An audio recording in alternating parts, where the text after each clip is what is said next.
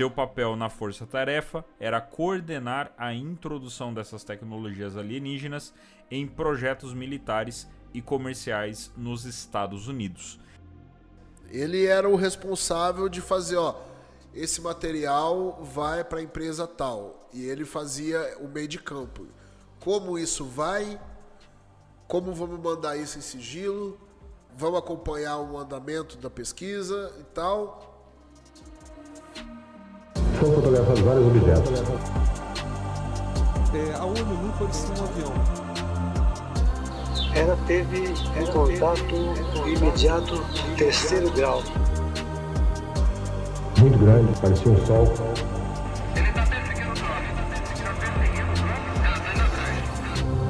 A aeronáutica não divulga os resultados de suas investigações sobre objetos aéreos não identificados. Ela pegou e bateu assim no meu ombro, embaú, e seguiu o caminho. Contato.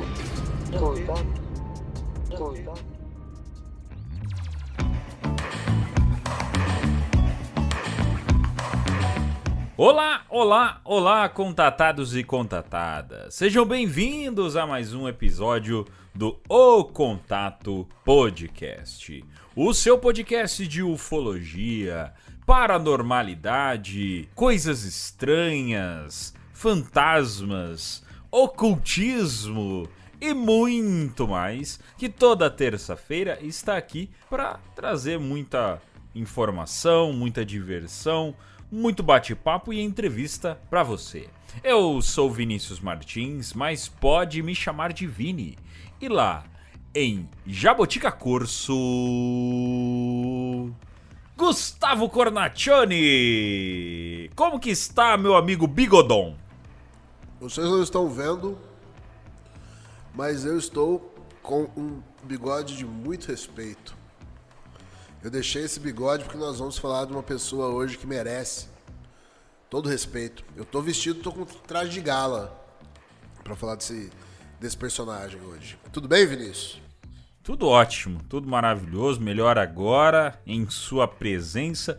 Pra quem lembra do nosso episódio piloto, a gente brincou ali Gustavo Cornaccioni, meio Corleone, coisa da máfia e tal. Esse bigode tá de mafioso, cara. Tá muito mafioso. Eu não sei, ou tá de mafioso ou tá de ator pornô dos anos 70, né? Mafioso, ator pornô, eu não sei. Tá muito com cara. Jeff Dahmer, tá ligado? Tá fazendo a barba, bigode ficou ali, e minha esposa falou, nossa, faz tempo que você não deixa o bigode, deixa, fica tão bonito. Eu falei, tá bom. Bom, meu amigo Gustavo Cornaccioni, hoje será um papo muito legal, um papo que muita gente está pedindo.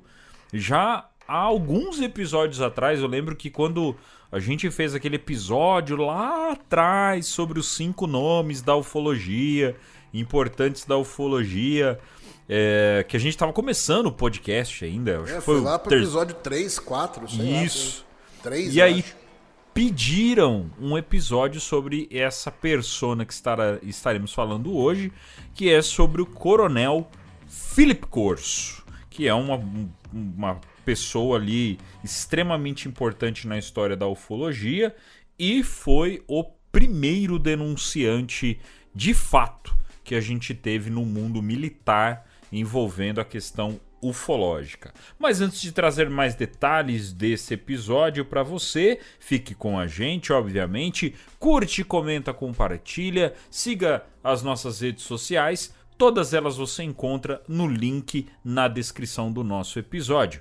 Eu sei também que você deve estar com saudade do Jornal Fofocas, nós também estamos, mas infelizmente a gente não está conseguindo dar conta de criar o Jornal Fofocas, além de toda a parte de gravação, geração de conteúdo nosso aqui. E por enquanto a gente vai conseguindo criar de repente um episódio específico, ou então um conteúdo específico dentro de um episódio. E uma outra forma que nós faremos também, fique de olho nos nossos stories no nosso Instagram, tá bom? Onde nós sempre já temos o costume de colocar as notícias mais quentes por lá, mas a nossa ideia é criar um conteúdo ali no Store com as notícias, com a nossa cara, do nosso jeitinho, para você poder ficar por dentro de tudo que está acontecendo e não acabar perdendo aí as notícias mais quentes do mundo da ufologia, beleza? Então fica atento dentro dos nossos stories, que sempre você vai estar ouvindo e acompanhando, lendo notícias, recebendo notícias bem quentes, beleza? E você também pode nos apoiar pelo apoia.se/O Contato Podcast, onde você pode deixar o seu apoio e participar da nossa comunidade do WhatsApp e também receber ali uma quantidade bem legal de outras recompensas cada vez melhores e a gente também adaptando, melhorando cada vez mais essas recompensas. A nossa loja ainda está encaminhando, ainda está sendo projetada, mas uma hora teremos loja e tudo certinho, e dentro do nosso Apoia-se existem ali algumas relações, mas com um valor muito baixo você consegue já entrar na nossa comunidade. E tem uma novidade também, nas descrições nós vamos começar a deixar também o Pix do contato do nosso podcast, tá? Para quem não consegue deixar o apoio, porque o apoio ele é mensal, tem toda aquela questão. Para quem não consegue, às vezes quer ajudar a gente e não sabe como. Então a gente vai começar a deixar o nosso Pix também nas descrições. E de início, gente, aí à vontade de cada um, mas de início vamos garantir o seguinte: você faz o Pix, entre em contato com a gente no Insta, mostra pra gente, obviamente vem um comprovante pra gente na nossa rede, né, do Pix, mas manda pra gente o comprovante, a gente vai pegar o número do seu WhatsApp e vamos colocar você dentro do WhatsApp pelo menos, tá? Então isso a gente já garante ali pra você, que é o mínimo pra iniciar, porque a gente deram essa ideia pra gente recentemente dentro do grupo dos apoiadores, e aí a gente ainda tá bolando como é que isso vai funcionar, porque é algo que a gente ainda não tinha pensado, né, meu caro Gustavo Cornaccioni? Exatamente, agora tem essa forma de apoio também, e temos o nosso link da Amazon, né? Temos o link na Amazon que estamos deixando na descrição para você poder ajudar a gente de alguma maneira, comprando ali produtos pelo nosso link de apoiador não, né? De associado. Afiliado, né? Afiliado, associado. E você compra um produto, a sua escolha, independente, mas se você comprar pelo nosso link, você já consegue dar uma ajuda legal pra gente. Beleza? E quem nós apoiamos, meu caro Gustavo Cornaccioni? Nós apoiamos o coletivo Cineverso de super-heróis brasileiros. Você que gosta de quadrinho, gosta de aventura, ação, tiro, porrada e bomba, visite o Instagram do coletivo Cineverso, @Cineverso, e conheça os super-heróis brasileiros. Aproveita e curte também, né, a página do coletivo Cineverso. E se você é nerd, assim como a gente, gosta de quadrinho, gosta de histórias diferentes e principalmente nacionais, Coletivo Cineverso é a pedida. E também muito bom lembrar, nós também temos o apoio do Caminhos do Insólito, junto do Cipex, que é o canal de mistérios ali, um pouco mais voltado à parte de investigação, do Carlos Alberto Machado, da Manu Machado. Para você que gosta de acompanhar o conteúdo do Carlos e sabe o quanto que nós aqui do Contato nós apoiamos o conteúdo, o trabalho que o Carlos faz, você pode chegar lá no site, ou melhor, no YouTube do Cipex, onde você encontra os vídeos do Caminhos do Insólito e acompanha o trabalho. É um documentário, um mini documentário mais próximo aí do nosso grande amigo Carlos Alberto Machado. Vamos então para o episódio de hoje falar sobre Felipe Corso, o primeiro denunciante.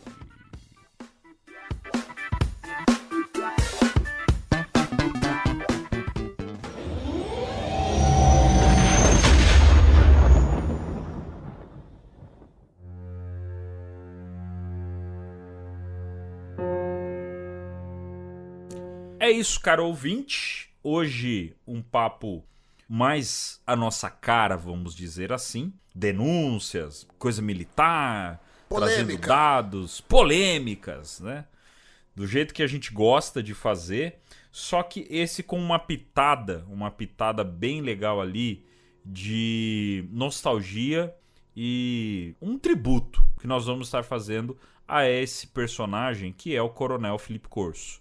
Algumas pessoas já haviam comentado pra gente fazer um episódio sobre ele. Eu acredito que existem outros podcasts que já tenham feito um episódio sobre o Felipe Corso, porém, os principais podcasts que a gente escuta, eu não lembro de ter visto. Eu acho que não, cara. Acho que assim, tem sobre o caso Roswell e aí citam o Felipe Corso. Agora, episódio sobre ele eu nunca vi, cara. Pode ser uma coisa inédita que nós estamos fazendo aqui, não sei falar com propriedade. A gente pegou essa mania, né? Pegamos uma mania de começar a querer fazer uns conteúdos um pouco fora do normal desde o início. Essa sempre foi a nossa ideia. A gente achou que em 15 episódios a gente já não ia conseguir mais fazer conteúdo. Agora tá aparecendo mais conteúdo cada vez mais. Mas o Coronel Felipe Corso, ele é um personagem extremamente importante. A gente nunca pegou um episódio para falar sobre o caso Roswell. E provavelmente nós não vamos pegar tão cedo para falar especificamente do caso Roswell, porque já se tem muito conteúdo sobre ele. Porém, a gente já citou o caso Roswell repetitivamente em vários episódios aqui. Acho que não precisa mais, né, cara, ficar fazendo um episódio só sobre o caso Roswell. Todo mundo já fez. Perfeito. É exatamente isso. Já muita gente já falou. A gente já citou muitos detalhes do caso Roswell. Então, e hoje a gente vai citar de novo algumas coisas sobre o caso Roswell. Então, de episódio em episódio, para quem não conhece, você vai juntando as pecinhas ali. E se você quer conhecer, procura. Tem podcasts por aí com episódios dedicados ao caso Roswell. Beleza? Então a nossa história começa contando um pouco sobre quem é o Felipe Corso. Então hoje a gente vai dar essa mergulhada na história sobre ele, sobre o legado dele, que tem toda uma questão de trajetória militar que é entrelaçada com os enigmas, envolvendo principalmente o caso Roswell, mas outras coisas que o Felipe Corso acabou tendo contato, envolvendo engenharia reversa, tecnologia extraterrestre ou não humana. Hoje nós temos esse termo, né? Mas o Felipe Corso, vocês vão perceber que em vários pontos da vida dele, ele é muito enfático nas falas dele. Mas antes da gente entrar no ponto de ufologia referente ao Felipe Corso, vamos à história dele. Vamos falar sobre ele. Quem foi o Coronel Felipe Corso? Ele que nasceu em 1915, se alistou no exército dos Estados Unidos durante a Segunda Guerra Mundial, onde rapidamente demonstrou habilidades notáveis e uma determinação incansável. Sua importância durante o conflito foi notável, especialmente em sua participação na Batalha de Monte Cassino, onde sua liderança e coragem foram fundamentais para o sucesso dos aliados. Ele ficou no exército americano por 21 anos, de 1942 até 1963. Então a gente já consegue ver que ele teve sim uma carreira muito boa dentro do exército, dentro da vida militar dele. 20 anos é uma carreira louvável. Sabe quem ficou 20 anos dentro das Forças Armadas também? Quem? Lu Elizondo. Mais um. E nós vamos citar, vocês vão ver aqui o quanto que o Felipe Corso ele é importante, porque sem Felipe Corso, alguns nomes que nós já falamos também repetitivamente aqui não surgiriam, tá? Então ele é uma peça extremamente importante aí na ufologia, conforme principalmente essa parte do disclosure, a parte do desacobertamento, né? A gente fala disclosure, mas às vezes a gente esquece quem está nos ouvindo, que às vezes não é tão habituado. Disclosure, o desacobertamento. Então, Felipe Corso é aí uma peça fundamental, né, Guto? Então, eu acho que o caso Roswell, o pessoal associa muito ao Bob Lazar, né? Porque o Bob Lazar lá na Área 51, a Área 51 teria objetos de Roswell, mas o Felipe Corso, apesar dele ter vindo a público depois do Bob Lazar, publicamente, ele estava lá, na época, né? Então, o testemunho dele é muito importante. E uma coisa interessante de falar é que, assim, ele foi, durante um período da Segunda Guerra, né? Ele serviu principalmente na Itália e teve cargos de comando, de alto comando. Ele não era, o Philip Corso não era um soldado raso, não. O cara era das cabeças do exército no meio da guerra. Então, os próprios pracinhas brasileiros que estavam lá na Segunda Guerra Mundial, de certa forma, estavam sob comando dele, né? Ele é um cara que na guerra ele já foi muito importante, né? Por mais que ele pegou o finalzinho da guerra, é inegável a força dele e o quanto ele foi importante nessa história. Então, assim, pro ouvinte ter uma ideia do quão grande é esse personagem, pelo menos na parte militar. A gente ainda não chegou na questão ufológica da história dele. Pode seguir, Guto. Bom, então, depois que ele entrou no exército, né, em 42, o Corso ele serviu na inteligência do exército, na Europa, né? E ele se tornou o chefe do corpo de contra-inteligência dos Estados Unidos em Roma. Então ele era chefe dos espiões, né? A gente tem aí o Lou Elizondo, que é de contra-inteligência do exército, né, do Pentágono. David Grush era de inteligência. Em 1942 tinha o Philip Corso como chefe da contra-inteligência dos Estados Unidos na Itália. Em 45, o Philip Corso ele providenciou a passagem segura de cerca de 10 mil refugiados judeus da Segunda Guerra Mundial de Roma para a Palestina. Então olha a importância desse cara. Ele foi o responsável pelo trânsito seguro de 10 mil refugiados judeus da Itália para a Palestina. Ele que comandou essa operação. Durante a Guerra da Coreia, que foi de 50 a 53, né, o Philip Corso desempenhou funções de inteligência sob o comando do general Douglas MacArthur, como chefe de projetos especiais da divisão de inteligência, o comando do Extremo Oriente. O Philip Corso ele tem, então, trazendo mais alguns pontos, né? De como que ele já trabalhou, ele teve um peso muito grande em conflitos, na inteligência do exército, né? E o interessante é que é o seguinte, no meio desses conflitos, a gente já tinha alguns casos acontecendo da ufologia. Ou seja, ele já estava vendo coisas ali rolando.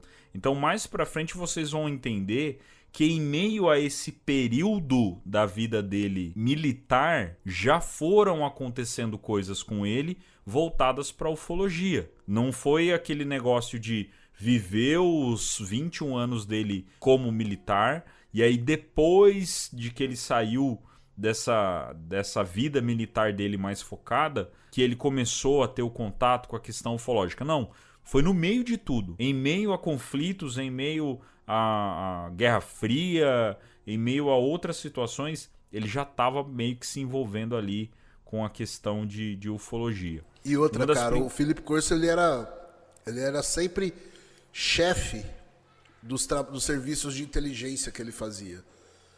Tanto de contra-inteligência quanto de inteligência, né? Ele foi chefe na Itália, ele foi chefe na Guerra da Coreia. Então, assim, era um cara que tinha as mais altas credenciais, ele tinha acesso às coisas. Uma das principais funções dele era monitorar os campos de prisioneiros de guerra, o POW, que era um dos inimigos da Coreia do Norte. O Corso foi encarregado de investigar o número estimado de prisioneiros de guerra dos Estados Unidos e de outros países das Nações Unidas detidos em cada campo em seu tratamento. Corso fez parte da equipe do Conselho de Segurança Nacional do presidente Eisenhower por 4 anos, de 1953 a 1957. Cara,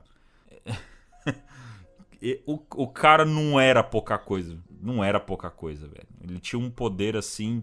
Era muito poder na mão de um militar numa época em que o mundo estava sob uma tensão muito grande, porque acaba a Segunda Guerra, tem todos esses conflitos aí com Coreia ainda. Guerra Fria, né? Guerra Fria rolando, e o cara tá simplesmente sendo ali membro da equipe do Conselho de Segurança Nacional do presidente. Então, tem poder, né? Tinha poder pra caramba. Era um cara que tinha acesso, né? Às informações, acesso às lideranças. Né? Então, assim, ele tinha acesso ao presidente, acesso aos comandantes das 3 forças da Marinha, da Aeronáutica e do Exército, aos serviços de inteligência. E uma coisa interessante aqui de falar, que para a gente linkar com outro assunto, é o seguinte, ó.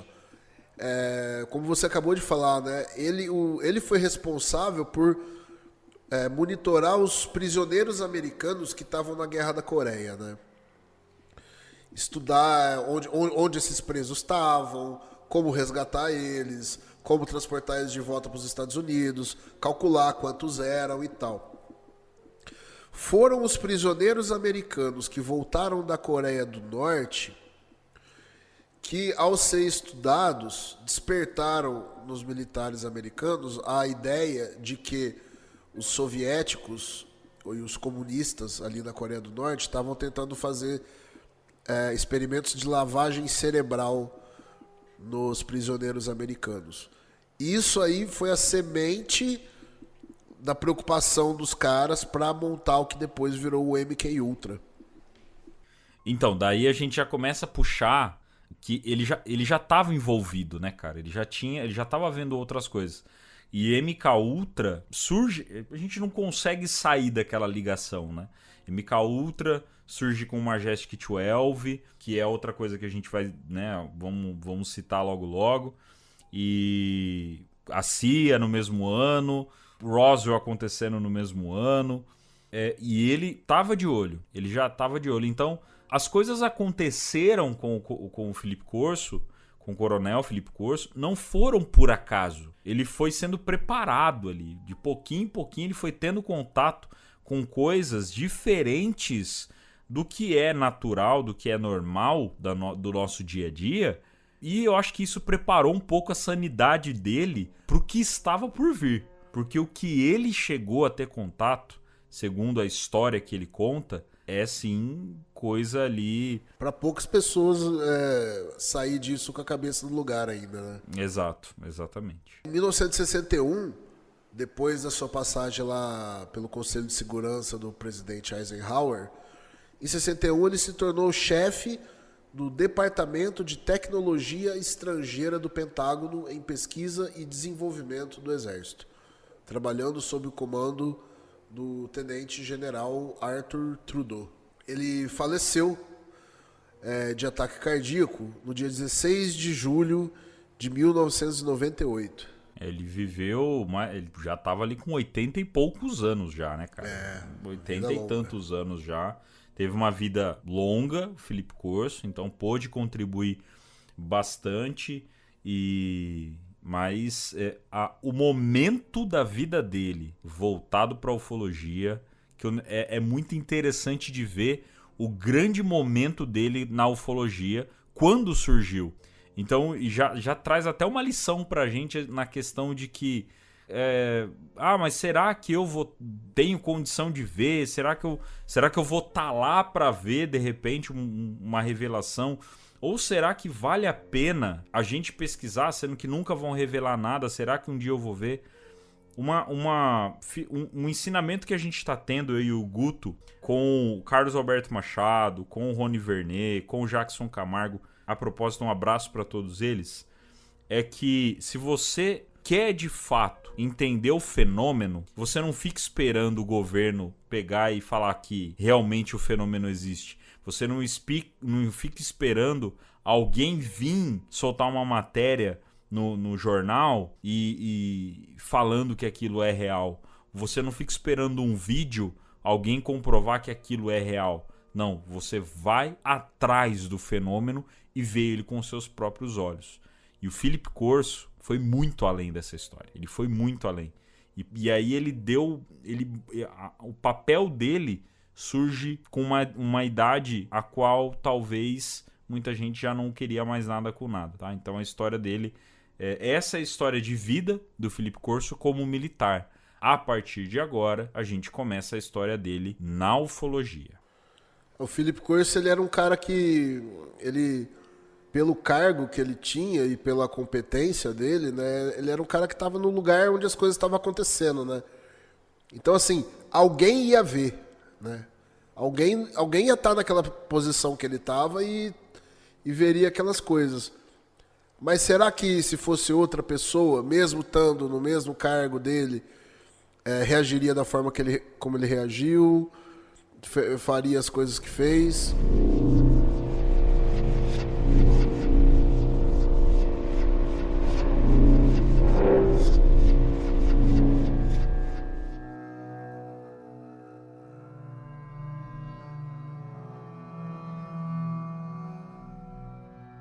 Após a guerra, Corso foi designado para o Pentágono, onde supostamente teve acesso a informações altamente classificadas. É aqui que a história se entrelaça com o famoso incidente de Roswell, ocorrido em julho de 1947. Em 1961, ele afirmou ter sido designado para a recém-criada Força Tarefa de Tecnologia Extraterrestre da CIA. Foi nesse momento que sua vida se entrelaçou com o infame incidente de Roswell, ocorrido em 47. Então, Philip Corso, como a gente já citou, no meio da vida militar dele já estavam acontecendo situações onde ele já estava sendo designado a investigar incidentes voltados à ufologia. Então tudo que ele foi vendo em questão de Coreia, MK-Ultra, ele estava muito perto. Então a sanidade mental dele já tinha sido muito trabalhada. Ele foi colocado nessa posição para poder comandar ali,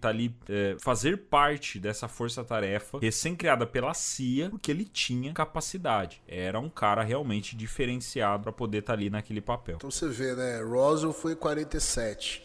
Voltando naquele episódio de engenharia reversa que a gente fez sobre do artigo do Condorman, né? O que eles falam lá? Que após recuperarem os objetos, o primeiro caminho foi que as próprias forças armadas tentaram estudar por conta própria aquelas coisas e tiveram muito pouco desenvolvimento, né? Tudo debaixo do comando do Majestic 12, né? O caso Roswell foi em 47. O Corso entra para essa força-tarefa de tecnologia extraterrestre em 1961, né? Então aí mais de 15 anos depois ele entra nessa força-tarefa com a função de comandar ser o elo entre as forças que estavam com aqueles equipamentos e as empresas, os laboratórios privados, as empresas que iam começar a examinar aquilo, sempre debaixo da orientação do Majestic 12. Bom, o incidente de Roswell, né, que inicialmente ele foi reportado como a queda de um disco voador e depois foi explicado pelo governo como um simples balão meteorológico, sempre foi envolto em mistério e especulação. Mas foi através das declarações do Coronel Corso, décadas depois, que uma nova perspectiva surgiu, né? No livro O Dia Depois de Roswell, que ele escreveu em colaboração com o escritor William J. Burns, que foi publicado em 1997, um ano antes da sua morte, Corso alegou que o objeto que caiu em Roswell era, de fato, uma nave espacial de origem extraterrestre. Não, ele entrou em 61 no projeto. Em 88, 89, Bob Lazar vem a público e fala sobre a Área 51. Em 97, só em 97, mais de 30 anos depois que ele entrou nesse projeto lá e teve contato com o caso Roswell, um ano antes de morrer, o Corso vem a público e aí sim joga caca no ventilador a respeito do caso Roswell. A gente já tinha uns pesquisadores que já falavam de Roswell, né? O Stanton Friedman já falava de Roswell. O Roswell já tinha saído das cinzas, do esquecimento, já tinha um certo burburinho, mas assim, o livro do Philip Corso foi fundamental para aumentar ainda mais o interesse sobre o caso Roswell. Pra você que tá ouvindo a gente, só pra você entender, ele lança o livro em 97, morre em 98, mas a cabeça dele totalmente lúcida, já com uma certa idade avançada, mas a cabeça totalmente lúcida. Tem prova disso? Tem. A gente vai deixar o link de um vídeo na descrição do episódio que a gente encontrou montando a pauta pro episódio. É um vídeo de um canal que eu não sei se ainda funciona, mas tá lá esse vídeo, tá com legenda de é um trecho de um documentário chamado Roswell Revisited. E ele traz mais detalhe de como foi o contato dele com tudo. E é bem interessante e é uma entrevista que tá sendo feita com ele justamente pra falar desse livro que ele tá escrevendo. São várias entrevistas, né? É um compilado São várias. de entrevistas. Isso. Mas a principal, a que leva o vídeo pra frente, é onde ele tá apresentando o livro. Então, a intenção dele do livro, o porquê que ele escreveu esse livro, e tem um ponto na história que é interessante. Por que ele demorou tanto tempo? As pessoas questionaram ele. Por que ele demorou tanto tempo? Ele tinha feito uma promessa, segundo o que ele alega. Coisa de 35 anos depois, ele contar essa história, ele escondeu da família, escondeu de todo mundo. Ele alega... Pessoal, deixa eu só fazer uma pausa aqui pra você. Nesse momento no episódio, nós vamos contar uma história do Coronel Philip Corso, quando ele acaba tendo seu primeiro contato referente com uma criatura. E Vini... O Guto tentou me avisar, eu acabei não ouvindo e acabo repetindo por várias vezes o seu superior, mas não, o Coronel Philip Corso era o superior no momento, estava ali fazendo a sua inspeção e ele fala com um sargento de uma outra unidade, uma unidade específica. Nós vamos falar disso durante o episódio, mas não é o seu superior. Então, quando eu falo o seu superior, está incorreto, tá certo? É um sargento que o Coronel Philip Corso conheceu ali naquela base e acontece todo o enredo da história, beleza? Então, só pra ficar explicado pra vocês que o Vini aqui cometeu essa canelada feia durante o episódio, mas só pra não ter que cortar e fazer um monte de enxerto, eu prefiro fazer essa retratação aqui logo de cara e você já entender, beleza? Continue aí com o nosso episódio, espero que você esteja curtindo. Então, e aí ele teve esse contato com essas criaturas e o superior dele chegou nele e falou: cara, me promete uma coisa, você só vai contar isso pra alguém depois que eu morrer. E aí esse superior dele morreu e depois de 3 anos que ele tomou a decisão de escrever o livro. Então ele fala que ele nunca teve vontade de escrever, ele nunca teve a pretensão de deixar nada sobre isso. Mas como tinha essa promessa e aí o superior dele faleceu, ele falou: não, então eu vou começar a contar. E foi mais do que imediato. E o Philip Corso, ele teve todo um processo pra isso, né? Pra iniciar esse caminho depois de velho. Então foi isso que eu quis dizer pra vocês agora de pouco. Ele já tinha mais de 80 anos quando ele começou o processo do disclosure dele. Ele já era envolvido. Mas aí você pergunta, mas então por que ele é o primeiro denunciante? Porque de fato, militarmente, ele é o primeiro denunciante. Mais à frente nós vamos citar outros nomes e vamos explicar um pouquinho mais do porquê ele é o primeiro denunciante. Mas ele foi o primeiro grande denunciante militar. O primeiro. E vocês vão entender mais pra frente o porquê disso. Corso diz que um grupo governamental secreto foi montado sob a liderança do almirante Roscoe Hillenkoetter, o primeiro diretor da Central de Inteligência e supostamente membro do Majestic 12. Os caras já começaram a se envolver, hein? Segundo o Corso, a engenharia reversa desses artefatos levou indiretamente ao desenvolvimento de dispositivos de feixe de partículas acelerado, fibra ótica, lasers, chips de circuitos integrados e material Kevlar. Seu papel na força-tarefa era coordenar a introdução dessas tecnologias alienígenas em projetos militares e comerciais nos Estados Unidos. Ele alegou que sua missão era garantir que essas inovações fossem gradualmente integradas à sociedade, ocultando sua verdadeira origem extraterrestre. Nisso a gente já começa a ver o seguinte: o Condorman, ele conta essa história pra gente, no artigo dele, mas ele não cita como o Philip Corso estava envolvido no meio desse rolê. Mas ele fala que o negócio aconteceu, né? Não fala quem ele estava fazendo. Isso. Ele cita o Majestic 12, mas uma coisa que é interessante, o Philip Corso, nesse livro dele, no dia depois do Roswell, que ele lançou quase que póstumo, né? Um livro quase que póstumo dele, ele confirma o que o Condorman fala. Tudo bem, o Condorman vem bem depois, faz o texto dele depois, e provavelmente uma das fontes do texto do Condorman é o livro do Philip Corso. Com certeza. Com certeza, porque muito do que ele fala é baseado nisso. E o Philip Corso, de novo, a gente vai deixar o link do vídeo, assistam, porque é impressionante de ver a lucidez do Philip Corso falando com uma idade extremamente avançada. Ele fala com clareza, ele fala com certeza e ele fala com uma fluidez muito boa. Então, assim, assistam. E com baita arquivo lá, né? Que ele tá com um monte de anotação da época, né? Sim. Coisa dele, material da época. Sim. Ele realmente, ele meteu a boca no trombone mesmo. O Philip Corso, o grande papel dele aí, então, é justamente na questão da engenharia reversa, né? Porque a gente vê aí... No então, trabalho, sim. porque a gente vê que, então, o Philip Corso, ele foi uma testemunha em primeira mão, né? Ele viu os equipamentos, né? Ele viu as coisas lá, os objetos que tinham sido recuperados, viu criatura e depois ele trabalhou nessa gerência da engenharia reversa. Ele era o responsável de fazer, esse material vai para a empresa tal. E ele fazia o meio de campo. Como isso vai? Como vamos mandar isso em sigilo?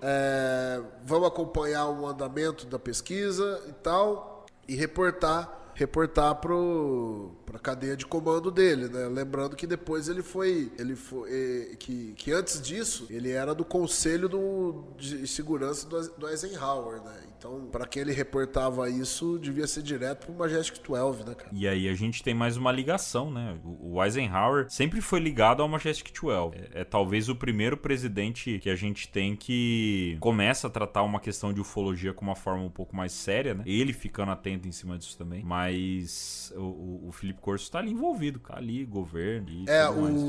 Uma coisa legal de ver é o seguinte, né? Que no último discurso do Eisenhower, quando ele foi deixar a presidência, o discurso de adeus dele à presidência, ele faz aquele famoso discurso que ele diz que os Estados Unidos têm que ficar atento à ameaça do complexo industrial militar que estava se formando. Que esse complexo industrial militar era uma ameaça à democracia, porque poderia usar o governo para os seus próprios interesses. Ao mesmo tempo, que isso estava acontecendo, né? O que aconteceu para deixar ele com essa impressão? Para no último discurso dele, ele vir e falar isso, né? O que estava acontecendo, será? Não era apenas muito dinheiro e muito poder que essas empresas estavam ganhando. O que mais que elas estavam recebendo? Ia ficar um desequilíbrio muito grande ali. O que estava rolando era isso também, né? O Majestic 12 estava gerenciando a engenharia reversa. Por que é complexo industrial militar? Isso eram as grandes indústrias, né?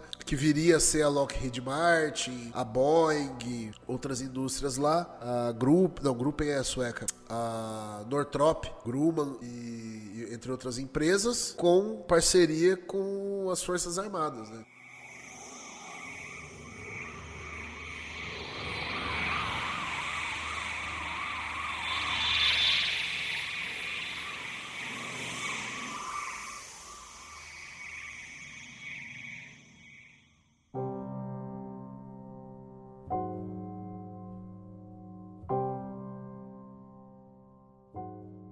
Bom, no seu livro publicado em 97, o Corso afirma que a iniciativa de defesa estratégica, que ficou conhecida como Guerra nas Estrelas, né, durante o governo Ronald Reagan, pretendia atingir a capacidade destrutiva dos sistemas de orientação eletrônica nas ogivas inimigas, e bem como desativar naves espaciais inimigas, incluindo aquelas de origem extraterrestre, né? Isso aí é o que, para quem não conhece, o projeto Guerra nas Estrelas era um projeto de levar a guerra para o espaço, né, do presidente Reagan. seriam armas em satélites nos Estados Unidos, lá que os Estados Unidos colocariam no espaço. Falavam muito de arma laser, mas também arma nuclear no espaço, para os Estados Unidos tanto se defender quanto atacar os inimigos. E na época o principal era a União Soviética, que ainda não tinha se desfeito. E o Philip Corso fala que esse projeto também tinha como intenção a defesa de ameaças extraterrestres. E um fato, talvez um dos mais importantes da trajetória do Philip Corso, que ele disse que ele teria visto pessoalmente, né, o corpo de um extraterrestre em uma instalação militar e teria testemunhado a autópsia do mesmo, que foi esse caso que o Vinícius falou, né? Foi esse caso mesmo. Ele cita nesse vídeo onde ele teria visto e aí ele pergunta. A princípio ele achou que era uma criança, né? Isso, ele dá detalhe do corpo, ele fala certinho e ele pergunta o que eles são, né? Da onde que eles são, o que é. E aí o superior dele fala, cara, só vai embora. Vai embora. Vai dar um rolê aí, vai. Vamos embora, pra não complicar pra você. E vambora. Vamos sair daqui e depois a gente conversa. E esse superior dele parece que gostava bastante dele e tal. Então ele deu uma passada de pano ali pra ele e ficou tudo bem. Mas ele teve essa testemunha. Só que assim, no livro dele traz muito mais coisa, muito mais detalhe de tudo isso aí. Esse vídeo também, ele fala muito mais coisa. Então, cara, Philip Corso, pra quem tá começando, tá ouvindo a gente, tá entrando na ufologia agora, tá entendendo agora, isso serve até pra eu, Vini, que não tinha muito conhecimento sobre Philip Corso, sabia da importância dele como personagem ali da ufologia, mas eu não tinha a noção, cara, do tanto que esse cara se envolveu. E ele chega a ser, assim, ele faz o David Grush parecer uma criança, ele faz o David Grush parecer cara, ele era mais envolvidão que o David Grush mesmo, cara. Muito mais. O David Grush foi atrás de investigar o que tinha. Ele não, ele tava fazendo, né? Ele o bicho era... É o bichão mesmo. É bichão então, né? O bicho era o bichão mesmo. Ele falava e filmava. Era o bichão mesmo. Ele era zica. Bom, e só pra você ficar com uma vontadezinha de ler esse livro, assim como eu estou, nós vamos trazer aqui alguns trechos do livro pra vocês e quanto isso é contundente com as coisas que a gente tá vendo hoje, tá? Então, abre aspas. Tinha que haver uma forma de manter a negação total do fenômeno tinha que haver uma forma... Abre aspas. Tinha que haver uma forma de manter a negação total do fenômeno do disco voador e, ao mesmo tempo, preparar o público para a divulgação, insensibilizando gradualmente ao terror potencial de confrontar uma entidade biológica mais poderosa de um mundo diferente. Teria de ser, sugeriu o General Twain, ao mesmo tempo o maior programa de encobrimento e de relações públicas alguma vez realizado. Fecha aspas, Philip Corso, o dia depois de Roswell. Então aqui a gente já começa a trazer dele, né, Guto, um negócio assim de, como é que faz o disclosure controlado? Ele já dá a receitinha do bolo. Você vai fazer aqui uma relação pública, mas ao mesmo tempo um acobertamento do negócio. Você vai falar que tem, mas ao mesmo tempo você não vai falar que tá vindo. Vai tratando tudo ali meio que com cuidado para que as pessoas não criem um medo, mas ao mesmo tempo tenham um conhecimento. A ideia do Philip Corso já nessa questão já mostra que ele tinha sim uma visão da ameaça que era, ele tinha o conhecimento da ameaça que era a possível tecnologia, seja lá de onde eles vinham, e note que ele fala fenômeno disco voador, então ele não tem o termo UAP, porque, né, década de 90, quando ele escreveu isso, então ele não tem o termo UAP, mas ele já usa um termo legal, entidade biológica. Ele já começa a ter uma coisa mais contemporânea, então o cara era diferenciado, né? Falar pra você, o cara era diferenciado. Eu acho legal quando ele fala ali, insensibilizando o público gradualmente ao terror potencial de confrontar uma entidade biológica mais poderosa. Insensibilizando, tipo, deixar o público meio... sem medo, né? Tirar o medo do público de assim, enfrentar. Não ter... como é que a palavra me fugiu agora? Amortecido, assim, sabe? Sim. Não ter noção do perigo, sabe? É coisa de filme, entendeu? E aí vem a estratégia que o Majestic 12 montou lá, nos 3 departamentos que eles montaram, né? O de pesquisa de biológicos, pesquisa de tecnologia e o setor de inteligência. Uma das áreas da inteligência era de entretenimento, né? Que era pra, justamente, o objetivo era fazer o pessoal achar que isso é ficção, isso é coisa de filme. Bom, um outro trecho interessante que a gente tem aqui, do livro, né, O Dia Depois de Roswell, do Philip Corso, abre aspas. Abre aspas. Intensificadores de imagem que acabaram se tornando visão noturna, fibra ótica, fibras de super tenacidade, lasers, alinhamento molecular, ligas metálicas, circuitos integrados e microminiaturização de placas lógicas. O HARP, Projeto Horizon, que seria uma base lunar, geradores atômicos portáteis, alimentos irradiados, sistemas de orientação do terceiro cérebro, feixes de partículas, sistemas de propulsão eletromagnética, projéteis de urânio empobrecido. Esse trecho é o trecho em que o Philip Corso, no livro, cita tecnologias e desenvolvimentos que foram possíveis através da engenharia reversa. É legal que aqui ele cita uma coisa que em off aí o Guto a gente tem conversado bastante, que é o HARP, o projeto HARP. Esse projeto HARP, muita gente cita até hoje é uma teoria da conspiração, né? Isso, e muita gente cita ele quando a gente vê fenômeno atmosférico, alguma coisa no céu, que não é um objeto voador, não, é nitidamente algum fenômeno que tá acontecendo, um brilho diferente e ilusões que as pessoas acabam vendo. E é legal que até nas redes sociais a gente vê muito pessoal comentando isso. É o HARP ou o Blue Beam, né? São projetos de conspiração que até hoje a gente não teve uma comprovação diferente do MK Ultra. O HARP virou pop, né, cara? Todo mundo fala do HARP hoje em dia. Todo mundo fala dele. Todo mundo fala e a gente não tem uma coisa ali que bate o martelo e tal. Mas é algo que todo mundo fala, muita gente conhece, é muito citado e o próprio Philip Corso já tinha essa informação. Então talvez o HARP não é tão ficção assim. Ele é pop, mas ele não é tão ficção assim. Outra fala. A Guerra Fria, embora suficientemente real e perigosa, foi também uma cobertura para desenvolvermos um sistema de rastreamento e defesa planetário que analisasse o espaço, bem como o quintal dos soviéticos. E os soviéticos estavam fazendo exatamente a mesma coisa que nós, olhando para cima ao mesmo tempo que olhavam para baixo. Ou seja, ele já traz pra gente que Estados Unidos não é o único que está correndo atrás desse tipo de tecnologia não humana. Não é o único que está estudando tecnologia não humana e entidade biológica. Então, é onde ele já traz, linkando com a fala até do que o Guto disse do Eisenhower, de criar um cuidado muito grande com o que estava sendo, com o poderio sendo feito na questão militar e tudo mais. Por quê? Eles já tinham essa noção de que Estados Unidos não estava sozinho nessa brincadeira e isso tinha que ser passado para frente. As pessoas tinham que conhecer. O livro inteiro do Philip Corso é com essa ideia de que as pessoas saibam e se preparem pro que tá por vir. Porque tem coisa que vai acontecer. Praticamente... Não é um livro de previsão, de profecia. Não, é um livro falando de um do passado, cara... né? É um livro de um militar, né, cara? É um militar que já viveu guerra, que passou por uma série de coisas e ele tá querendo antever o que pode acontecer para as pessoas não serem pego ali de surpresa, né? Acho interessante que ele fala nesse trecho aí, né? Que a Guerra Fria foi o disfarce ideal, né? Porque a gente lembra mais uma...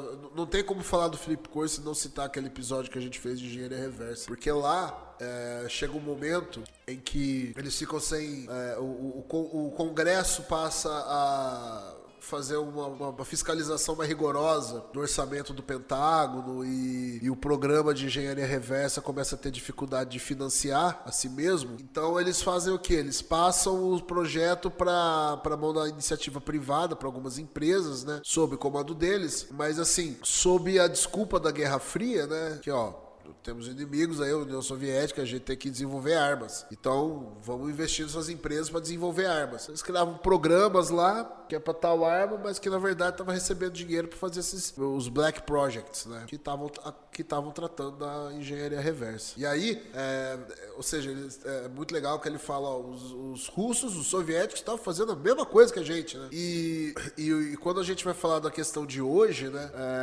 Qual que é o grande... Uma das possíveis explicações, né? Quando a gente pergunta, mas por que começou a surgir David Grush? Por que em 2017 internet teve um negócio de tic-tac, o pessoal começou a falar dessas coisas, tava tudo quieto, agora tá tendo audiência, fizeram aro e não sei o que lá. Um dos receios é que os inimigos dos Estados Unidos estejam mais avançados nesse tema, ou que venham a público antes. E aí a gente já tem ele falando lá nos anos 90, do livro dele, ele falou, os soviéticos faziam a mesma coisa que a gente. E como a União Soviética era um regime fechado, não era uma democracia, era um regime fechado e tal, mais autoritário. Regimes mais autoritários e fechados são muito mais fáceis você manter segredos, né? E denunciante nos cria, né? Então, você não tem o Philip Corso soviético. Então é mais difícil, tanto pra gente quanto pra própria inteligência americana, saber o que os rivais deles teriam nesse assunto. Tanto que até agora a gente não tem, né? A gente não nem de consegue ter perto nada, o mesmo tanto de informação. Sabe algumas consegue. coisas. Da China a gente não sabe nada, né, velho?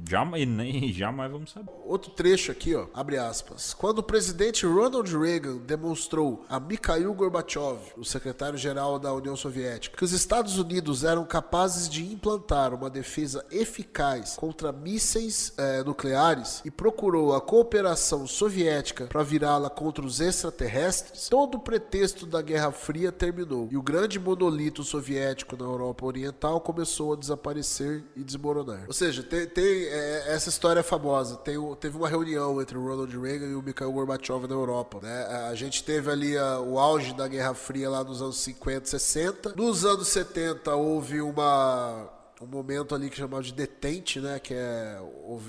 A Guerra Fria ficou um pouco mais fria. E nos anos 80 as coisas deram uma acirrada de novo, né? A União Soviética, o estoque de arma nuclear da União Soviética nos anos 80 aumentou, já era maior que dos Estados Unidos. E aí os Estados Unidos ficou meio assustado. Isso aí acirrou um pouco os ânimos. E o Ronald Reagan e o Mikhail Gorbachev se reuniram. E diz a lenda, isso aí foi uma conversa que foi só entre os dois, mas que depois ela teria vazado, né? Pessoas teriam dito que o outro disse, que o Ronald Reagan perguntou pro Mikhail Gorbachev que assim, se os Estados Unidos fossem atacados por alienígenas, qual seria a posição da União Soviética? E a União Soviética falou que ela iria em socorro aos Estados Unidos. E o Ronald Reagan teria dito que os Estados Unidos faria a mesma coisa. Então o que ele quer dizer aqui nesse trecho é que a Guerra Fria, ela teria terminado nesse momento, né? Onde os dois países, pelo menos entre os dois presidentes ali, teriam feito um acordo de que caso algo assim acontecesse, eles se aliariam. E tem um discurso famoso do Ronald Reagan depois, né? Que ele fala que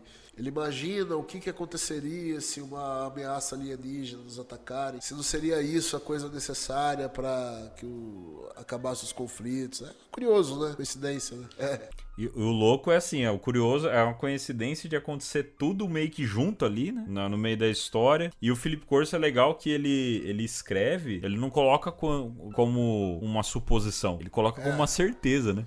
Ele conta como fato, né? Ele coloca como um fato. Então, é uma confirmação de que isso teria acontecido mesmo. Outro ponto aqui. Ninguém escreveu nenhum memorando sobre isso, porque o uso de armas durante a Guerra Fria foi a cobertura para a agenda secreta contra os extraterrestres. É quase que um guia o livro, né? Então, a questão que a gente cita hoje, a agenda, de que existe uma agenda e tudo mais, o cara citou lá na década de 90, cara. no meio do livro dele. Então, ele já traz isso e é legal como ele começa a fazer essa ligação de que talvez a Guerra Fria não foi além do que ela poderia ter virado, talvez a Terceira Guerra Mundial, porque tava todo mundo ali meio que atento mesmo a uma possível ameaça. E o pior que, Guto, pensa comigo. Agora me veio até um negócio na cabeça aqui. Em meados da década de 70, vamos dizer assim, final da Segunda Guerra Mundial até 80, início dos anos 90, que é praticamente o período da Guerra Fria, a gente tem uma casuística ufológica gigantesca no mundo inteiro. Muita gente atribui isso por conta da Guerra Fria, o medo da Guerra Fria fez com que as pessoas criassem histórias, delirassem, paranoia, e aí viram coisas, disseram que viram coisas e tudo mais.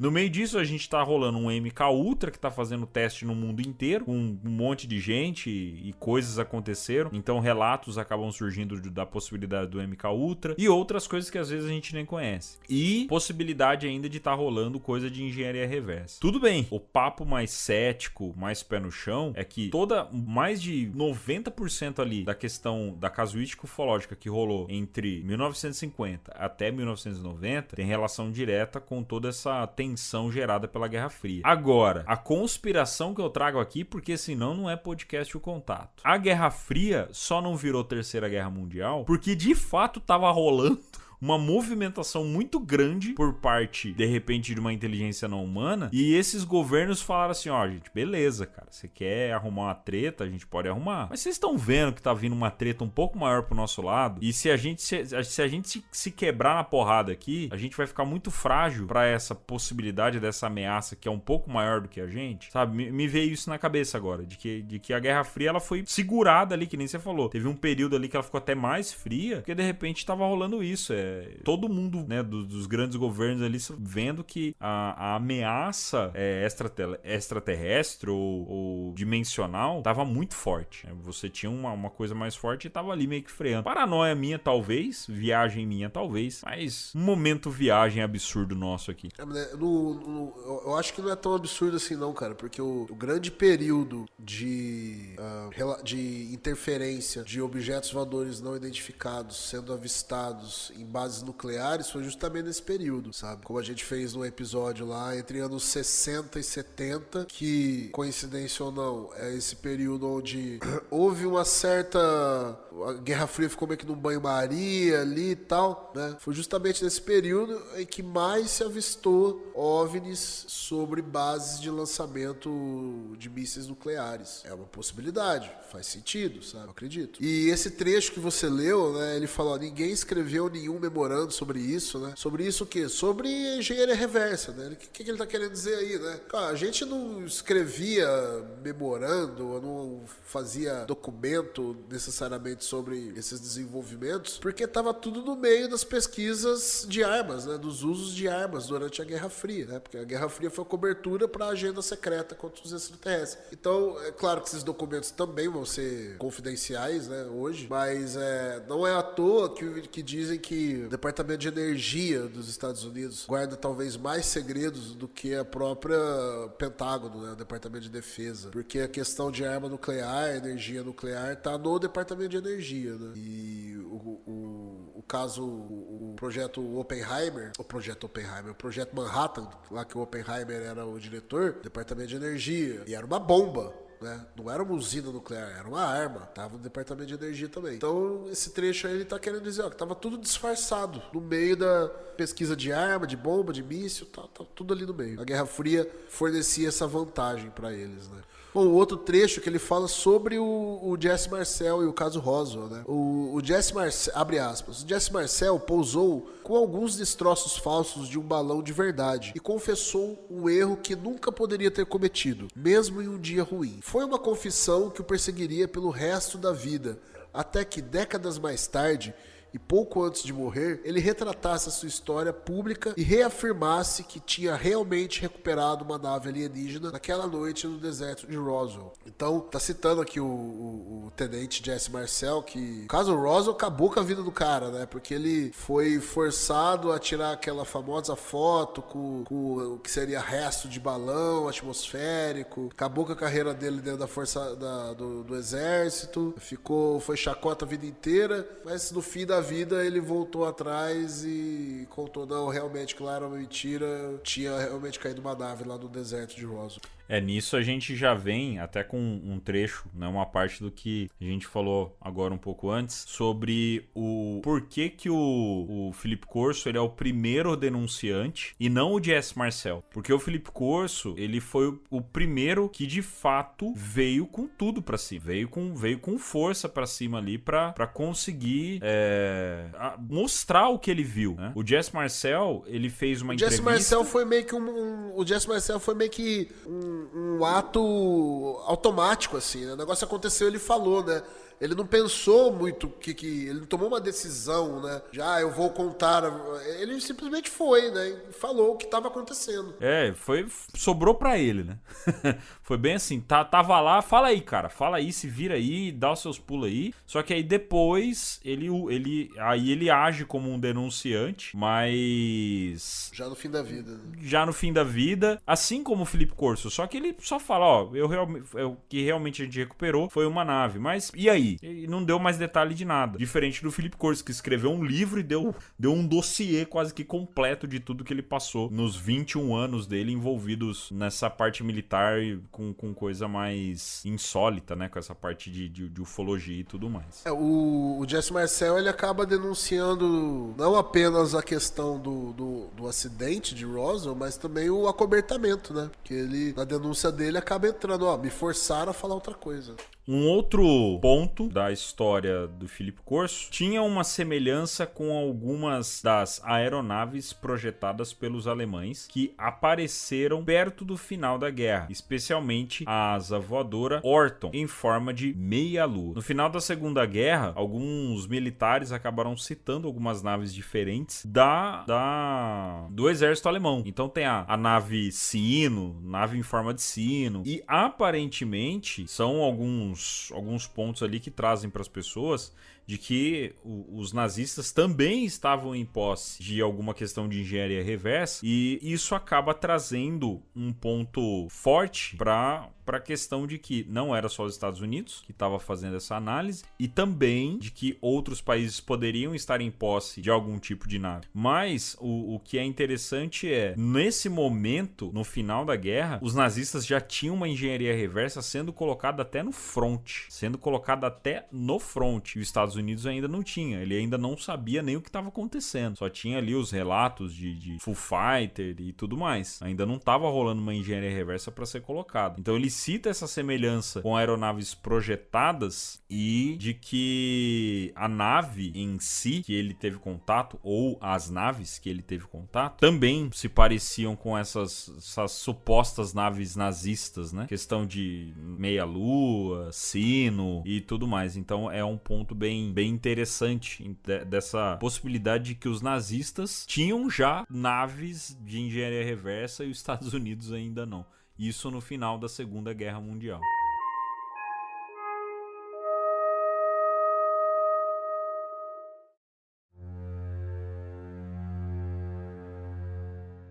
Bom, e para finalizar os trechos aqui que a gente separou do livro dele, né? Ele abre aspas aqui. Eu veria algo que guardaria em minha memória e torceria para nunca mais ver pelo resto da minha vida. Isso aqui ele tá falando do encontro que ele teve, né? Que ele viu aquela criatura, aquele ser sendo examinado e fizeram uma autópsia. Pra você ver como as palavras dele, né? Eu guardaria em minha memória e torceria pra nunca mais ver pelo resto da minha vida. Isso é bonito, a sensação, né? Imagina quanto chocante não foi também, né, Nossa cara? Senhora. Se pra gente a autópsia do Fantástico já foi uma paulada, imagina pra ele, naquela época, vendo ao vivo o negócio, cara. Aquela autópsia do Fantástico era de Roswell, que eles alegavam que era? Supostamente era de Roswell, mas aí depois descobre que é uma montagem, farsa, né? E é uma farsa. Mas seria supostamente de Roswell. Tem uma outra coisa que é interessante dele, cara, que é um trecho que ele conta numa entrevista pro George Knapp, que ele diz o seguinte, ele tava lá na base que ele era comandante, lá em Nevada, aliás, no Novo México, Nevada, desculpem, Nevada. E eles captaram um objeto no radar, e ele pegou o Jeep dele e foi indo atrás. Ele tava sozinho, sem os acompanhantes dele, no meio do deserto. E aí ele chegou num ponto lá, tava um objeto pairando e tinha um ser ali, né? E esse ser, ele perguntou, sacou a arma, apontou pro bicho e falou o que eles queriam, afinal, né? Aliás, ele perguntou assim, eu não vou lembrar as palavras exatas, mas assim, se eles queriam alguma coisa, eles tinham que dar alguma coisa em troca, né? E o que eles têm pra dar em troca, né, pra humanidade, já que eles estavam vindo tanto ali, querendo alguma coisa. Aí as palavras dessa criatura pra ele, segundo o relato dele, em inglês, traduzir para o português pode interferir o sentido. Mas mesmo em inglês também pode ter duplo sentido. Essa criatura teria dito que o que eles teriam para oferecer em troca é a new world, um novo mundo, if you can take it. If you can take it quer dizer se vocês derem conta ou se você conseguir tomá-lo. O que eles estavam querendo dizer com isso, né? Nós temos que te oferecer um novo mundo se você der conta, ou um novo mundo se você conseguir tomar ele, tomar de volta? Aí na verdade, eu vou usar um outro... É um cara que a gente vai ter que uma hora falar dele aqui também, um episódio só dele. Isso teria acontecido em meados de 60, 70, certo? Acho que lá pra década de 60. Tem um rapaz brasileiro chamado Francisco da Silva Xavier, conhecido como Chico, que em um programa ele cita a tal da data limite e que se a gente conseguisse nos próximos 50 anos não se destruir, né? Não se arrebentar na porrada, né? Não se arrebentar com guerras, nós poderíamos ter o acesso a uma nova era, né? Com tecnologia, com o conhecimento de outras raças, enfim. Cara, eu ligo essa fala desse suposto ser ao Felipe Corso com isso. Foi a mesma mensagem. Ele passou a mesma mensagem que o Chico Xavier passou no Pinga Fogo. Então, assim, se vocês conseguirem, vocês vão ter um novo mundo. Mas... E tava no meio de Guerra Fria. Então, assim, se vocês conseguirem passar da Guerra Fria, vocês vão ter um novo mundo. Eu acho que essa poderia ser a mensagem. E a gente tem essa história ainda do Chico Xavier pra poder reforçar um pouco esse argumento. Pode não ser? Pode não ser. Os caras, na verdade, estão chamando a gente pra pancadaria e a gente meio que deu uma regada ali na hora, né? Eu imagino ele arregando ali na hora. De todas as histórias do Felipe Corso, essa aí é a que encontra mais resistência, né? Que mais pessoas acham que pode ser uma fantasia dele ou que ele inventou. Não tem como saber, né, cara? A gente vai pela credibilidade do cara, né? A gente vai pela credibilidade dele, ele tá contando isso, beleza. É possível. Agora, uma coisa que é interessante que ele diz, né? E eu não sei se eu penso da mesma forma. Muita gente fala, né, que existiria um acordo entre alguma raça alienígena e os Estados Unidos, o governo americano, que enquanto o governo americano teria uma transferência de tecnologia para eles, esses seres teriam direito a, sei lá, operar livremente ali e blá blá blá, né? O Felipe Corso diz que... Eu concordo com o que ele diz, assim. Ele fala, olha, não existe acordo. Você não tem acordo com... Se você é uma raça muito mais poderosa, você não faz acordo com a outra. O que teve foi uma rendição, né? Nas palavras dele, o que teve foi uma rendição. Olha, a gente vai fazer isso aqui, tá? Se vocês forem bonzinhos, a gente até te dá um espelhinho, dá umas miçangas, dá uns espelhos. Se vocês não forem legais com a gente pode ser um pouco pior. Então, eu vou mais pra essa teoria dele aí, cara, de que, ó, não tem nada de acordo, não vieram bonzinho aqui, não. Os caras só jogaram a real e é isso. É até uma coisa para acrescentar também, né, que a gente acabou mencionando aqui, né, o vídeo dele, o Roswell Revisiting, né, onde ele fala tal, quando ele vê o ser lá na base, ele acaba vendo a criatura, ele, na verdade, ele é assim, ele era o superior no ambiente, ele era o total superior ali no ambiente, porém, tinha uma outra unidade onde ele tava, e aí nessa outra unidade, ele simplesmente saiu dando um rolê na base lá, ele saiu andando e tal. E como ele era o superior do lugar, ele entrou num lugar de veterinária. Aí, Guto, entra naquilo que você tava falando da questão de energia. De que às vezes a gente tá indo atrás de defesa, inteligência militar, mas na verdade o segredo tá escondido na veterinária, né? Na energia, tá escondido em outro departamento. Então ele chega no setor de veterinária, então porque tinha cavalo lá e tal. Ele chega no setor de veterinária,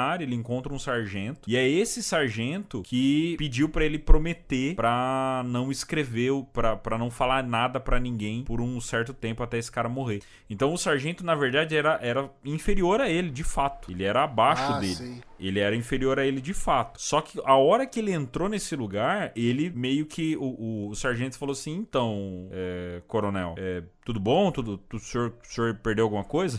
Mais ou menos, o senhor perdeu alguma coisa aqui? Ele falou, não, tô aqui só, tá tudo bem. Não, tá tudo bem, só tem algumas coisas delicadas aqui. O cara dá a dica pra ele. É muito interessante. O cara dá a dica pra ele. Fala, tem umas coisas delicadas aqui. Aí ele vai e abre a caixa. Na hora que ele abre a caixa, ele vê. Aí o cara fala, coronel, acho que é melhor o senhor sair daqui, pro senhor nos complicar e tal. Vai ficar pequeno pro senhor. Aí vamos sair daqui, vai, vamos sair. Aí nisso eles fazem esse acordo. Então, de fato, o Coronel Philip Corso, ele era gigante, já era enorme quando ele teve esse primeiro contato com um ser, mas quem deu a letra pra ele foi alguém menor com um pouco mais de juízo na cabeça, né? E aí ele ficou com acho que ele ficou com um receio, né, pô, eu vou prejudicar aquele cara, né? Aquele cara não tem as costas tão quentes quanto eu, né? É isso. Aí ficou por isso. Então e ele fala, o vídeo é muito bom. Então a gente vai, de novo, repetindo, a gente vai deixar o link aqui pra vocês. E ele fala que não existem outras pessoas envolvidas, mas ele não cita o nome, a não ser que essas pessoas queiram se expor. Então tem muito mais. Não, o Philip Corso foi um. É por isso que a gente cita. Ele é um David Grush, só que com um poder muito maior e um tamanho muito maior. O David Grush tem o papel, tem as coisas. O David Grush talvez é um pouco mais cauteloso e não tem a costa quente igual o Philip Corso tinha. Só que o Philip Corso só começou a falar no momento em que simplesmente o poderio militar pode simplesmente pegar e falar assim, cara, é um velho, ele tá delirando já. Não sei se você lembra, Guto, quando era o embaixador, não lembro, do Canadá, que há uns 3, 4 anos atrás, aconteceu a mesma coisa. Ele veio a público e começou a falar um monte de coisa voltada à parte de vida alienígena. O Paul Heller, né? Acho que foi o defesa do Canadá, né? Isso. Só que ele já tava com uma idade avançadaça já também. Aí os caras falaram, é velho, tá maluco, tá Vai maluco. morrer logo já. Deixa lá. E assim ficou. Acho que os caras devem pensar assim, pô, eu vou falar quando eu tô velho, porque aí eles vão pensar que eu tô esclerosado já. Isso. Mas assim, é só você ver Nada o vídeo. contra os velhos, tá? Desculpa aí. Você que é velho, tá ouvindo. Não, é muito pelo contrário, né? Eu sou velho também.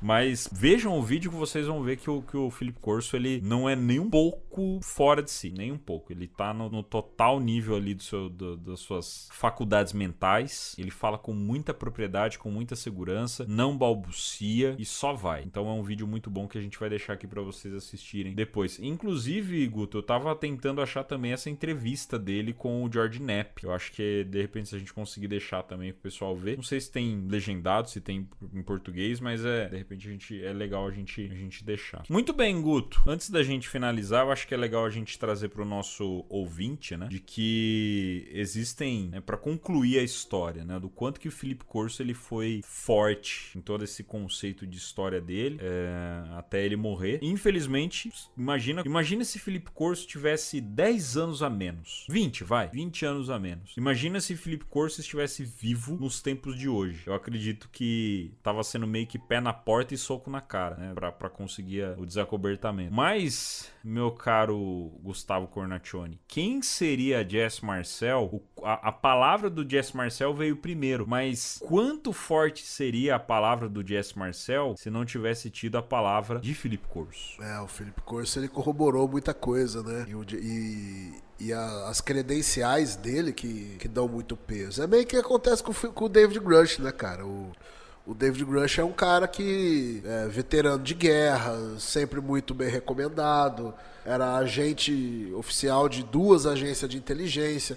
O David Grush, até assim, um mês antes dele vir a público, ele era o cara que elaborava o briefing de inteligência da agência que ele trabalhava pro presidente, sabe? Então, assim, o papel que o presidente estava lendo do relatório diário daquela agência era feito pelo David Grush. Então, assim, o Philip Corso também, o cara foi parte do Conselho de Segurança Nacional do Eisenhower. Todos os projetos que ele se envolveu dentro do Exército, ele era chefe de inteligência, chefe de contra-inteligência, né? Foi o comandante lá da inteligência na Itália durante a Segunda Guerra. Então era um cara muito condecorado, né? Com muita credibilidade. E falando tudo isso, né?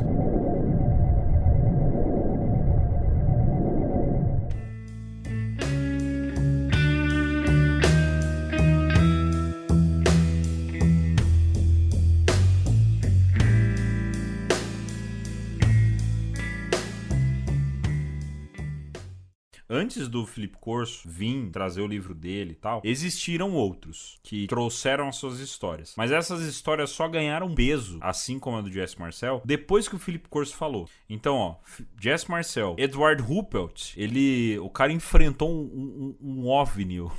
O cara foi pra cima de um OVNI, velho. De avião. Da Força Aérea. De avião. Foi o famoso caso da invasão de Washington. Sim, é o caso que é retratado, acho que no primeiro episódio do Projeto Blue Book, se eu não me engano. Ou do Taken, não lembro qual série, mas é o primeiro episódio. Sim, e o cara enfrentou, velho. O cara foi atrás de um OVNI em 1952. Vários OVNIs sobrevoaram Washington em 1952, aí botaram um monte de caça no ar, né, pra perseguir. Esse cara era um deles e atirou. Ele, atirou no bicho lá. Foi a noite oficial dos OVNIs de Washington em 1952, só que a diferença é que na nossa aqui de 86 ninguém atirou em ninguém. Lá o cara meteu bala mesmo, foi pra cima e depois ele veio contar, né? Ele contou essa história aí, né? A gente tem o Bill Cooper, que é um pouco complicado, uma pessoa um pouco complicada. Depois nós temos o Robert Dean, que foi do exército e ele dizia ter acesso a um documento que chamava The Assessment, onde falava de um monte de coisa também, né? Esse Robert Dean aí, ele foi sargento de inteligência na Europa pela OTAN. Então, assim, ele tinha um cargo importante durante a Guerra Fria na própria OTAN. Grande também, né? Um cara grande. É um cara que não é falado, eu acho que muita gente talvez nunca tenha ouvido falar dele e dá pra fazer um episódio só dele também. Tem bastante vídeo dele na internet, no YouTube, só que tudo em inglês. E ele não é tão antigo, né? Ele morreu em 2018, então vai ter algumas coisas um pouco mais atuais dele também. Aí a gente tem um outro que já é um pouco mais famoso, que é o Robert Jacobs. Esse já foi um pouco mais citado, né? A gente já citou ele até aqui em alguns episódios. Ele teve envolvido em coisa nuclear, né? Ele tá envolvido naquele caso onde um OVNI teria derrubado uma ogiva nuclear de teste, né?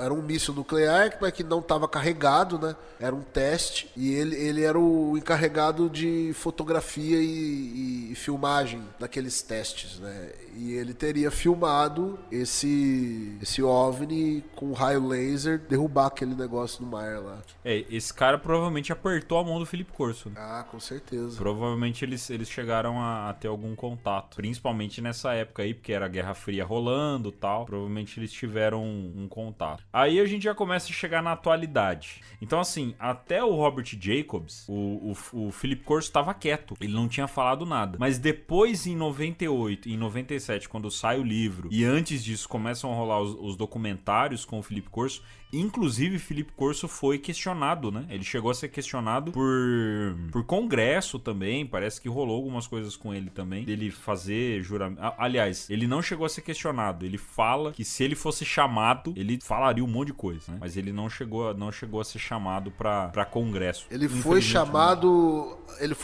anteriormente para falar sobre questão de prisioneiros de guerra que teriam sido esquecidos, abandonados pelo governo nos países lá das guerras, né? Na Coreia, no Vietnã e tal. Porque ele era muito envolvido nisso, né? Ele na Guerra da Coreia, ele era responsável pelo resgate desses prisioneiros de guerra. E nesse caso, ele foi lá já abriu o bico um pouco do MK Ultra, né? Sim. Então, assim, até o Robert Jacobs, Felipe Corso estava quieto. Quando na década de 90 ele fala, todos esses que a gente citou aqui ganham força.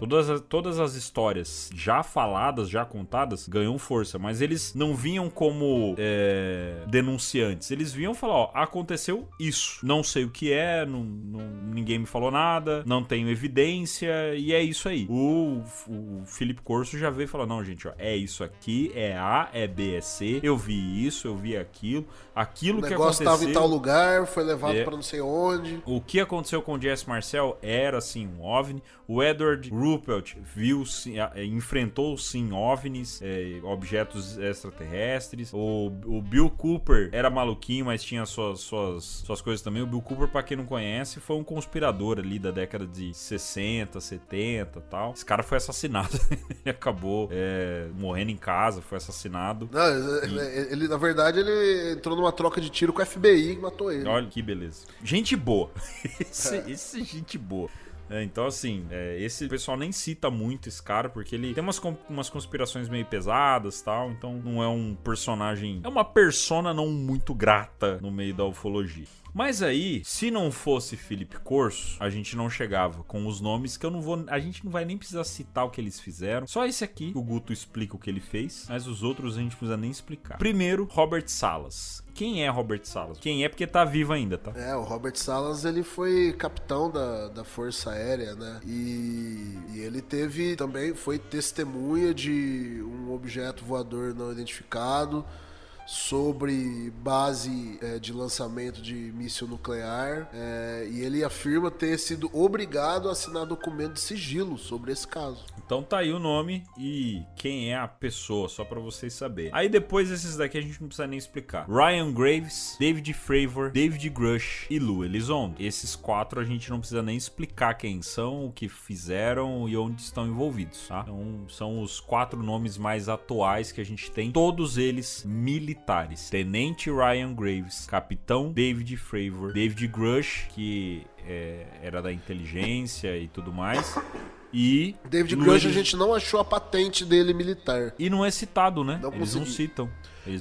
Apenas fala que ele era um oficial da Força Aérea, mas em nenhum lugar eu achei qual que era a patente dele como militar. E o Lou Elizondo, que era espião, era da parte da contra-inteligência e tudo mais. Então, esses 4 são da atualidade, e se não fosse Philip Corso, esses caras hoje não tinham tanta força quanto eles possuem. Até voltando numa das falas, né? Acho que talvez a primeira fala, primeiro trecho do livro que a gente trouxe aqui, que é a questão da divulgação. Esses 4 hoje, principalmente o Lou Elizondo e o David Grush, estão fazendo a parte que o Philip Corso trouxe de, gente, começa a divulgar isso de pouquinho em pouquinho, pra galera entender o que tá rolando, porque se houver um conflito, uma guerra, o pessoal não fica com tanto medo, não cria ali aquele temor, e a gente consegue enfrentar um pouco mais de igual para igual o choque, né, dessa revelação. O Philip Corso, ele deu tanto detalhe no livro dele que ele fala a estrada pela qual foi transportado o objeto de Roswell para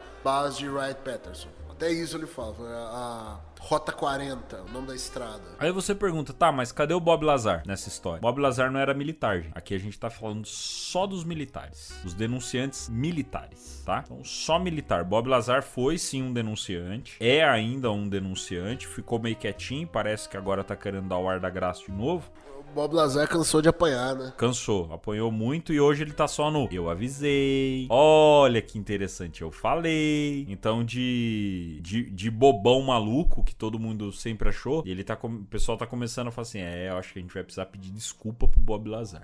Óbvio, ele é um cara que um dia a gente vai ter que trazer um episódio dele também aqui, com certeza, é uma figura icônica aí da ufologia, mas ele não entra nessa lista porque o Bob Lazar vem antes do Philip Corso, vem bem antes do Philip Corso, ali alguns anos antes, mas ele não é militar, participou da possibilidade de engenharia reversa e tal, mas ele era um astrofísico ali e tal, mas ele não chegou a ser militar, então ele não tem essas altas patentes para poder falar essas coisas, então ele não entra nessa nossa lista. Muito bem, meu caro Gustavo Cornacchione, acredito que conseguimos fazer um tributo memorável a Coronel Philip Corso, hein? Agora temos aí um material em português a respeito dessa grande figura. Como diria Faustão, tanto no pessoal quanto no profissional. Tanto no pessoal quanto no profissional. E, cara, os vídeos dele, ele parece ser um velhinho, parecia, né? Ser um velhinho bem gente boa, né? Trocava tem uma ideia cara, da velho. hora. Narigão. A ideia da hora ali, conversava legal. Devia ser bem legal poder entrevistar ele, né? Imagina que quem teve essa oportunidade foi feliz. E se você ficou curioso sobre o livro, né? O Dia Depois de Roswell, lembrando que você pode entrar no link da Amazon, que nós vamos deixar na descrição do episódio, de afiliado, e comprar o livro por lá, né? Usando o nosso link de afiliado. Você pega um baita de um conteúdo, entende um pouco mais ainda toda a história dessa figura imensa que é o Coronel Felipe Corso e dá uma ajudada pra gente aqui no nosso podcast, dá uma ajudada aqui no nosso projeto pra gente continuar trazendo conteúdo assim pra vocês. Bem trabalhado, bem estudado, o máximo de informação possível. Não é o mais perfeito, né? Não vamos falar que é o mais perfeito, mas dá um trabalho o estudo, dá um trabalho aí a pesquisa. Então, né, uma forma de ajudar a gente. Aí, mais uma forma de vocês poderem ajudar a gente. Beleza? Meu caro Gustavo Cornacchione, considerações finais? Cara, eu acho que o trabalho que a vida do Felipe Corso, né, cara, ela foi uma vida muito intensa, né? O cara participou da maior guerra até o momento, né? A gente não sabe o dia de amanhã, mas da maior guerra até hoje da história da humanidade. E ele lançou um livro não sobre isso, né? Acho que você chega no fim da tua vida, vai lançar um livro de memórias, talvez. Tem alguma coisa maior do que a maior guerra que a humanidade já viu? Ele lançou um livro sobre uma outra coisa. Acho que isso quer dizer muito, né, cara? Por que um senhor, no fim da vida, com 80 e tantos anos, ia se dar o trabalho de lançar um livro que poderia, assim, acabar com o prestígio dele, né, com a imagem dele para a posteridade? Ele não estaria ali depois para se defender por muito tempo, porque ele já tinha mais de 80, quase 90 anos quando o livro saiu. Então, se fossem criticar ele, chamar ele de mentiroso, chamar de tudo, ele não ia estar ali para se defender. Por que ele ia fazer isso simplesmente por fazer, né? Simplesmente para... vou realizar meu sonho de ser um escritor de ficção. Ou então vou pregar uma pegadinha aqui em todo mundo, aqui antes de eu falecer. Um cara que era sério pra caramba. Então, acho que isso é muito importante, né, cara? Diz muito. Uma pessoa que viveu tudo que ele viveu. Segunda Guerra Mundial, Guerra da Coreia, Guerra Fria, foi conselheiro de presidente. No fim da vida, ao invés de lançar uma memória sobre toda a trajetória militar profissional dele, ele lança um livro falando sobre isso, né? Acho que era uma coisa que ele pensou, eu não posso ir pro túmulo sem falar isso aqui. Então, acho que isso, além de todo o resto, né, da credibilidade que ele tem e tal, isso diz muito sobre a veracidade desse conteúdo que ele traz. Muito bem, é bem esse o ponto mesmo. O questionamento que fica é esse. Por que um senhor tão condecorado, no final da vida, pega e fala, vou fazer um livro sobre ufologia? Eu acho que é o mínimo pra gente... Porque ninguém ia atrás dele, cara. Até ele vir falar disso aí, ninguém sabia que o Felipe Corso tinha a ver com o Roswell, nem nada. Ele se tornou isso aí por causa do livro. Claro, assim, antes de lançar o livro, pouco tempo antes de lançar o livro, ele começou a falar com jornalistas, né? Tanto é que o George Knapp queria entrevistar ele antes do livro ser lançado. Na verdade, o George Knapp ia escrever o livro dele e tinha marcado uma reunião para escrever esse livro dele. Aí o agente dele desmarcou a reunião, fechou com outro escritor. Um ano depois, quando o livro é lançado, o George Knapp vai lá e faz a entrevista com ele. Ele já tinha contato com o escritor, com o jornalista, só que assim, palestra pública, todo mundo saber, Felipe Corso é um cara... Não, ele não fazia isso, cara. Ele nem teve tempo, né? Nem teve tempo de fazer. O que a gente tem de registro dele são as entrevistas, são os documentários. Não tem ele dando palestra, nada disso. Não tem nada. Então, eu acho que o questionamento principal é esse. Por que eu ia deixar esse legado pra minha família? Porque se eu não me engano, o filho dele é grande. O filho dele tem renome, é envolvido com coisa grande. Chama Felipe Corso também. O filho dele, o neto dele, eu não lembro. Ele acaba citando isso em um dos vídeos e até houve esse questionamento por parte dele, falando, viu, mas por que você nunca contou isso pra família? Ele fala da promessa que ele fez lá pro sargento, mas por que ele ia deixar esse legado pra família dele? Pra família dele ser tratada como chacota, né, vinda de um cara maluco que falou umas besteiras? Não, cara, o cara fez um livro com vários detalhes, tem vídeo dele falando sobre esses detalhes, é evidência, é muita evidência. A única coisa que ele não trouxe, que é onde entra o ceticismo, entra a galera, Tipo, tá, mas cadê as evidências? Cadê foto disso? Cadê documento? Existem documentos que ele entregou, então existem sim alguns documentos que ele acabou entregando, mas não, né? Cadê um vídeo? Cadê uma foto? Isso nunca chegou a ninguém, até porque talvez a hora que ele mostrou isso, alguém já chegou e falou: não, daqui você não vai mostrar isso pra ninguém, não. Não, mas se quiser. assim, ele podia talvez não ter algum documento, assim, né? Mas documentos relacionados a esses assuntos surgiram, né? Vão surgindo, vão aparecendo aí. É o que tá garantindo um pouco mais até a fala dele, né? Vamos dizer assim, o negócio que saiu em 90, na década de 90, agora coisas estão acontecendo e a gente tá tendo ali a comprovação de muito do que ele falou, assim como o próprio Bob Lazar, né? O Bob Lazar falou muita coisa, virou chacota, a galera tá vendo agora que talvez o Bob Lazar não é tão chacota assim. Como diz minha avó, o tempo é o senhor da razão. Eu tenho medo até onde esses caras vão acertar, cara. Eu tenho medo disso. Muito bem, meu caro ouvinte, esse foi mais um episódio do nosso podcast. Esperamos que você tenha gostado, tenha aprendido, e se você quiser saber um pouco mais, manda uma mensagem pra gente, manda um feedback, interage com a gente nas nossas redes sociais, principalmente no Instagram, que a gente consegue interagir diretamente com vocês, tá certo? E eu vou pedir um favorzinho, entra no nosso Instagram, tem a postagem do nosso episódio lá, comenta lá também pra gente, né? Manda lá o seu recado, se você curtiu, o que você queria ouvir mais. Esse episódio foi um episódio gerado por conta de um comentário assim. Alguém chegou lá, comentou, falou: pô, fala sobre o Coronel Felipe Corso. Deixaram no Instagram e deixaram no Spotify, se eu não me engano. E a gente não tem o nome, né, da pessoa, pra falar o nome da pessoa agora. Desculpa aí quem foi que mandou pra gente, mas já faz um tempo e não foi tanto tempo, mas já faz um tempo, né? Mas a gente guardou e hoje tá aqui o episódio do Coronel Felipe Corso. Então, se você quer ouvir algum conteúdo, algum outro tipo de tema, coloca lá. Outro dia no Spotify colocaram pra gente falar de Nostradamus no episódio de ocultismo. O pessoal pediu pra gente falar de Nostradamus. Eu tenho curiosidade de falar desse rapaz aí também. Quem sabe? Pode ser um próximo tema nosso aqui. Beleza, então, meu caro ouvinte, nos encontramos na semana que vem em mais um episódio do O Contato Podcast.